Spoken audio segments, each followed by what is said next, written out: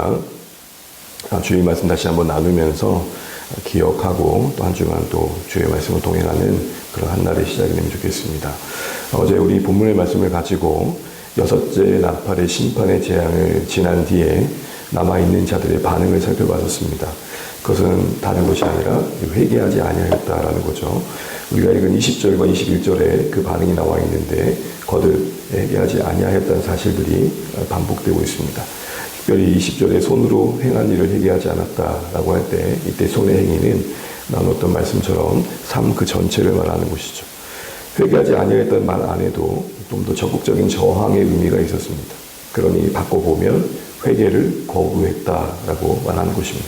기회가 주어졌음에도 불구하고 그것을 받아들이지 않았다는 거죠. 회개가 무엇입니까? 우리는 보통 회개하면 단순한 어떤 후회나 누이침, 어떤 괴로움, 안타까움의 어떤 생각들을 할 때가 있습니다. 물론 그런 부분도 회개 안에 포함된 부분이 있겠지만 회개의 본질은 인정이죠. 하나님, 내가 참 연약합니다. 하나님, 나 참 하나님 은혜와 긍휼이 필요합니다.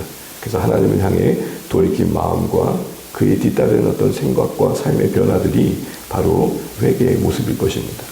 그런데 주목할 것은 지금 이 여섯째 나팔의 심판의 상황을 보게 되면 그 강도가 더해지고 있었습니다. 사람이 3분의 1이나 죽는다는 표현 속에서 보듯 이전보다 분명 더 강화된 거죠. 그럼에도 불구하고 심판의 시간을 지나는 상황 속에서 회개를 거부하는 자들이 나타났다는 사실들을 보여주고 있는 겁니다. 왜 성경은 우리에게 이런 심판의 사역 가운데 살아남은 자들의 반응이 회개하지 않았다는 사실들을 이었음을 보여주고 있는 걸까 할 때 우리가 두 가지를 우리가 생각해 보게 되었습니다. 첫 번째 생각해 볼 것은 우선 이 하나님의 심판의 사역이 의도한 목적이 심판 그 자체만에 있지 않고 돌이킴에 있고 다시 한번 그 하나님을 향해 돌아오게 하는데 그 목적이 있다고 볼 때 결과적으로 보면 뭔가 이것은 심판의 그 사역이 실패한 것처럼 보입니다. 그러나 사실은 이 맥락에 심판의 과정을 지남에도 불구하고 회개하지 않는 무리들의 모습을 보여주셨을 때 성경이 말하고자 하는 바는 그들 스스로가 이미 심판받을 만한 자리에 있음의 그 정당성을 보여주는 거죠. 마치 바로가 열재앙을 지난 뒤에 결국 그가 꺾이지 않는 그 모습을 통해서 그가 심판받을 만한 모습을 갖고 있는 것을 자증했듯이 말이죠. 이것을 우리가 좀 신앙적으로 적용을 해보게 될 때 분명 그런 하나님의 의도와 성경의 맥락이 있었음에도 불구하고 우리는 결과만을 보고 이것이 실패했다라고 보는 그런 모습들을 돌아보면서 우리가 신앙생활하면서 어떤 보여지는 결과만을 가지고 평가하는 것을 좀 주의해야겠다라는 생각들을 해보게 됩니다. 어떤 성공적인 결과만 하나님께 영광된다는 사고의 방식에 우리가 너무 묶일 때가 있다는 것입니다. 만약 그렇게 되면 우리는 잘 돼야 되고 뜻대로 되어야 되며 뭔가 업적과 성취에 뭔가 붙들릴 때가 있는 것이죠. 한마디로 자유하지 못하게 됩니다. 뭔가를 해보려고 해도 실패할까 두려워서 주저주저하게 되는 거죠. 신앙이 어떻게 보면 모험이라는 측면이 있지 않습니까? 물론 무대포로 모든 걸 물고 가는 게 신앙은 아닐 것입니다. 그러나 분명 앞으로의 어떤 될 일을 예측할 수 없다는 측면에서 봐도 우리가 어떤 정도의 모험의 요소는 있는 것이죠. 그러나 자꾸 성공에만 붙들리게 되면 결국 거기에 발목 잡히는 경우가 있다는 것입니다. 오히려 자유롭게 창조적으로 무언가를 시도할 수 있는 용기가 필요한 것이죠. 더 나아가 그런 의미에서 그럼 성공은 뭐냐 할 때 굳이 말하자면 성공은 어떤 형편에서든지 하나님과 연결되는 것입니다. 성공의 자리에서 하나님을 예배함으로 하나님의 도우심을 전적으로 인정함으로 그 하나님과 그 성공의 자리를 연결시키는 겁니다. 혹 실패하더라도 실패와 넘어짐 속에서 하나님의 은혜를 연결시킴으로 그곳에 하나님의 은혜가 우리를 일으켜주는 기회로 삼도록 하나님 옆에 엎드리는 것이죠. 그래서 결국 어느 경우든 영광의 하나님과 우리가 연결되어져서 선한 일을 지속해가는 것, 그것이 바로 성공이라는 것입니다. 신자들이 죄와의 싸움의 현실 속에서도 그런 원리가 적용되는 것 같습니다. 우리가 잘 순종해서 거룩의 진보를 보일 때도 있지만 그러나 때로는 넘어지는 경우가 더 많습니다. 어찌 보면 이 죄와의 싸움의 성화의 현장은 하나님의 어떤 계획 속에서 오히려 넘어짐이 더 많은 쪽으로 우리 삶을 하나님께서 이끌어 가시는 것 같다는 느낌이 들 정도입니다. 그만큼 성공보단 넘어짐이 많습니다. 간혹하는 성공에 우리가 그렇게 우쭐될 수 없는 이유가 거기 있는 것이죠. 그러나 그럼에도 불구하고 우리는 잘 되다 보면 내 의에 취해서 그것이 나로 말미암았다 생각할 때가 있는 것입니다. 그런데 바로 그런 승리의 현장에 하나님이 도우심이 없으면 어땠을 뻔했는가, 이걸 깊이 인식하는 겁니다. 패배할 때도 오히려 그 패배보다, 그 실패보다 더 큰 하나님의 은혜를 기억하면서 오히려 그 가정 속에 겸손해지는 것이죠. 바로 이런 모습들이 바로 성공이라는 것입니다. 사역을 할 때도 마찬가지입니다.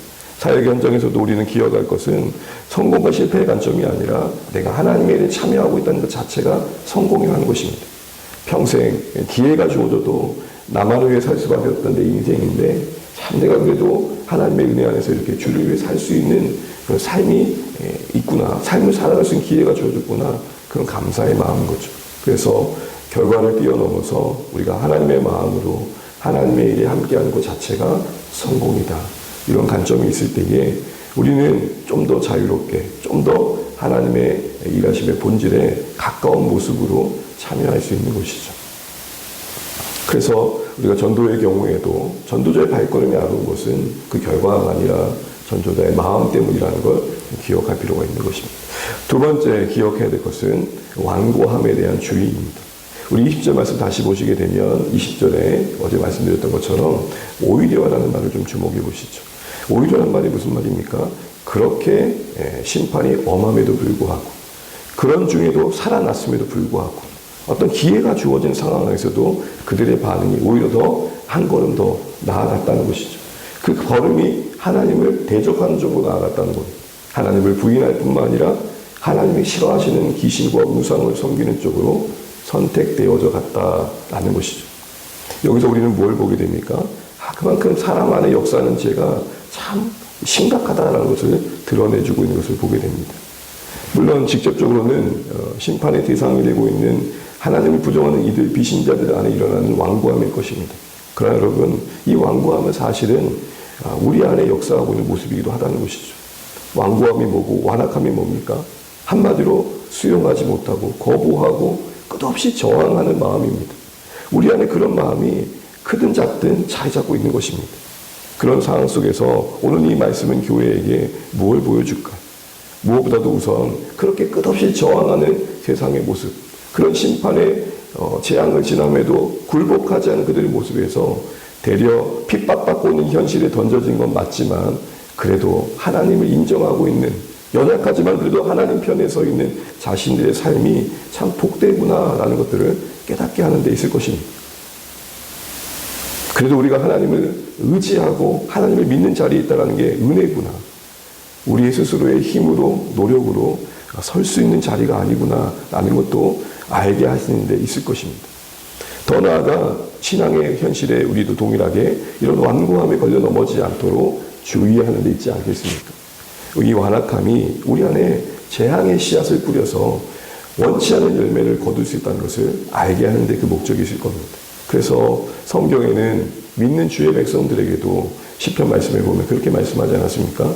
너희 마음을 완악하게 하지 말지어다. 하나님 앞에서, 하나님의 일하심 앞에서, 하나님의 뜻 앞에서 완고해지지 않도록 주의하라는 것입니다. 제가 신앙생활하면서 가장 두려운 것 중에 하나는 뭐냐면, 지식적으로 분명히 알고 있고 하나님이 무엇을 원하신지 알매도 불구하고 내 마음이 거기에 냉소적인 반응을 하는 것입니다. 어느새 어느 상황 속에서 하나님의 원하심에 내 마음이 굳어질까 두렵다는 것이죠. 그런 자리에 서지 않도록 우리는 평소에 우리 마음을 부드럽게 해가는 일들에 깨어 있어야겠다라는 말씀을 드렸습니다. 어떻게 해야 됩니까? 우리가 건강의 상식에서 살펴봤던 것처럼 스트레스에 대한 스트레칭이었습니다. 우리 마음이 굳어지지 않도록 늘 하나님 앞에 우리 자신을 살피는 겁니다. 우리 안에 완악함의 증상들이 점검되어지고 하나님 앞에서 이 모든 것들이 정직하게 살펴져야 되는 것이죠. 그래서 우리 가운데 회복돼야 할 게 뭐였습니까? 바로 개인의 침묵의 시간들을 잘 훈련해 갈 필요가 있다는 것입니다.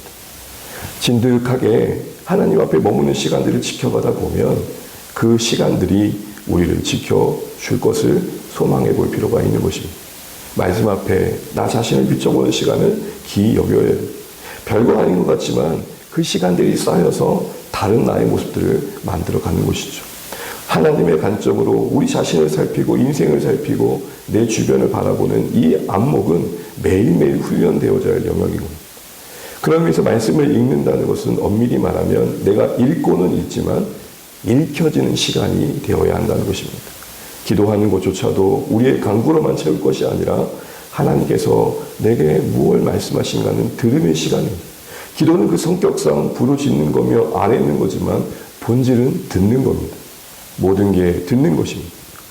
또한 우리 자신을 하나님의 말씀의 권면과 교훈의 자리에 둘 뿐만 아니라 함께 교제하고 서로 돌아보는 자리에 둘 필요도 있는 것이죠.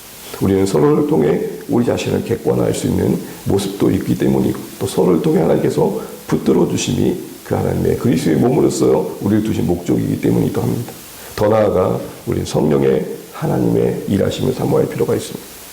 에스겔 말씀처럼 새 마음을 주시기를 약속하셨고 우리의 굳은 마음을 제거하시고 부드러운 마음 주실 것을 말씀하셨습니다. 그래서 여러분, 날마다 우리는 우리 마음을 두고 기도하셔야 됩니다. 하나님, 내가 오늘도 여러 모습들을 통해, 상황을 통해 들려주신 하나님의 메시지에 반응할 수 있도록 내 마음을 부드럽게 해주십시오.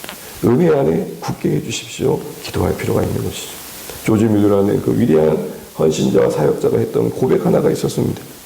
결국 내가 수많은 사역을 했지만 내가 하나님 앞에서 온유한 마음과 부드러운 마음 가운데 행복을 누리지 못하면 안 되겠다라는 것을 알게 되었다는 것이죠.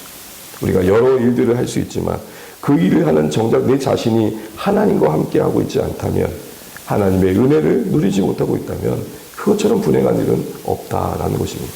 제 말씀을 맺겠습니다. 우리 주의 6번째 심판의 나팔을 지나며 결과적으로 보였던 그 지난 시간, 그 심판을 지나고도 남겨진 자들, 어찌 보면 새로운 기회가 주어진 그들의 반응, 그것이 회개치 아니었다는 사실 앞에서 우리가 다시 한번 하나님의 관점에서의 성공과 실패가 무엇인지, 또한 우리 안에 여전히 자리 잡고 있는 완악함에 대해서 우리는 어떻게 생각해야 되는지를 살펴봤습니다. 늘 하나님 앞에 머물며 부드러운 마음으로, 또한 삶에서 성공과 실패를 뛰어넘어 모든 상황에 하나님 연결 지음으로 하나님께서 기뻐하시는 우리의 삶으로 채워져 가시기를 주님의 이름으로 축복합니다. 같이 기도하겠습니다. 함께 기도해 주셔서 감사하고요. 오늘 주신 말씀도 기억하시면 좋겠고, 또 한 주간도 이 말씀 가운데 머물 수 있도록 도와주겠습니다. 몸된 교회를 기도해 주실 때 여러 사역들이 진행 중인데 또 이번 한 주간 또 잘 마무리될 수 있도록 기도해 주시고, 또 온 가족 말씀 앞의 시간을 통해서 모신 강사님이 하나님과의 만남 속에 주의 공동체 가운데 주시고자 하는 말씀들 속에 우리 각각의 가정들이 또 들어야 할 말씀들, 또 와닿는 말씀들이 있기를 소원합니다. 목사님을 위해서 기도해 주시고 그날의 일정 가운데 우리 성도들이 함께하고 또 다시 한번 여름 사역들 잘 맴듯 짓고 후반기에 또 바라볼 수 있는 계기가 될 수 있도록 기도해 주십시오. 그리고 우리 자녀 세대들이 늘 하나님의 은혜 안에 머물 수 있도록 기도해 주시고, 이제 계약을 각각 또 준비할 텐데 또 맞이하는 이 학기에도 저희들이 성실하게 잘 감당할 수 있도록 기도해 주시면 좋겠습니다. 또한 우리가 VIP를 품고 섬기는 부분들에서도 한마음 되고, 또 하나님 우리가 품은 영혼들이 주의 은혜 안에서 주께로 돌아올 수 있는 은혜를 우리가 경험하게 해달라고 기도해 주십시오. 또한 우리가 교회를 위해 기도하실 때 또 각각의 우리의 삶의 성도님들 일상 속에 은혜가 있게 기도해 주시고, 또 불면증과 또 우울증, 또 여러 가지 아픔에 연약한 우리 성도님을 회복할 수 있도록 하나님 은혜 가운데 강건해 주시도록 기도해 주십시오. 그래서 이 땅을 위해서, 이 나라를 위해서 이 땅에 세우신 교회들이 강건할 수 있도록 기도해 주십시오. 특별히 우리 하승이를 위해서 좀 기도해 주면 좋겠습니다. 어제 놀이 중에 넘어져서 팔꿈치가 다쳤는데 양부대에서도 오늘 양산 부산대에서 병원에서 팔꿈치 수술을 하게 된다고 합니다. 잘 맞춰지고 회복될 수 있도록 또 기도해 주시면 감사하겠습니다. 왜 우리 각자 기도 제목 가지시고 기도하시고 오늘날도 주님과 동행 가시는 복된 한 날 되시길 바랍니다. 기도하겠습니다. 하나님 은혜를 감사합니다. 오늘 우리가 주의 날, 주님의 은혜의 새날을 맞이하게 됩니다. 아버지 하나님, 정말 우리가 말씀 안에서 우리 자신을 다시 한번 살필 때에 그 큰 심판의 과정을 지나면서도 회개하지 않은 자들의 모습을 보며, 하나님 우리가 그런 완고한 자리에 있었는데 하나님 은혜로 부름받았음을 다시 한번 생각하게 도와주시고, 우리도 끝없이 하나님을 부인하고 부정했던 인생들이었는데 하나님 우리를 강권하여 불러주심에 감사함이 회복되게 하시고 더하여 우리의 신앙이 이후에도 이 완고함에 붙들리지 않도록 우리 마음이 굳어지지 않도록 하나님 우리를 붙들어 주시기 원합니다. 악행을 방복하고 하나님이 찾아와 주실 말씀 앞에 무방을 하며 걸려 넘어지지 않도록 하나님 우리 마음이 늘 은혜를 있게 하여 주옵소서. 우리 마음이 하나님 늘 부드러워지게 하여 주시고 우리 안에 육신의 생각들을 거두어 주시고 하나님의 은혜가 우리 가운데 머물 수 있도록 역사하여 주시옵소서. 하나님 주의 몸된 교회를 불쌍히 여겨주시고 주의 국률 가운데 거하게 도와주십시오. 사랑하는 하나님 우리가 하나님을 의지하는 자들이 있게 도와주시고 무엇보다도 우리 사랑하는 성도님들의 일상 속에 하나님의 은혜가 있게 하여 주옵소서. 사업과 가정과 자녀들의 교육의 현장에 하나님의 도우심이 있게 하시고 특별히 하나님 아버지의 사랑하는 성도의 연약함 가운데 역사하여 주시고 또 오랜 시간 지치지 않도록 하나님 찾아가 주시고 위로해 주시고 일으켜 주시옵소서. 영원히 우리 하승이가 수술을 하게 됩니다. 하나님 의사의 손길을 지혜롭게 하여 주시고 또 걱정하는 부모님들의 마음을 평안케 하여 주시고 하나님 잘 마치고 회복될 수 있도록 하나님 도와주시옵소서. 하나님 이 땅의 교회들을 붙들어 주시고 정말 우리가 이 땅에 세우신 교회들이 그 목적하신 하나님의 나라에 집중할 수 있도록 도와주시고 우리 안에 영혼을 향한 국률이 있게 도와주시고 또 함께 정말로 섬길 영혼들을 품고 한마음 되어서 주님 나라에 동참할 수 있도록 우리 모두를 주장하여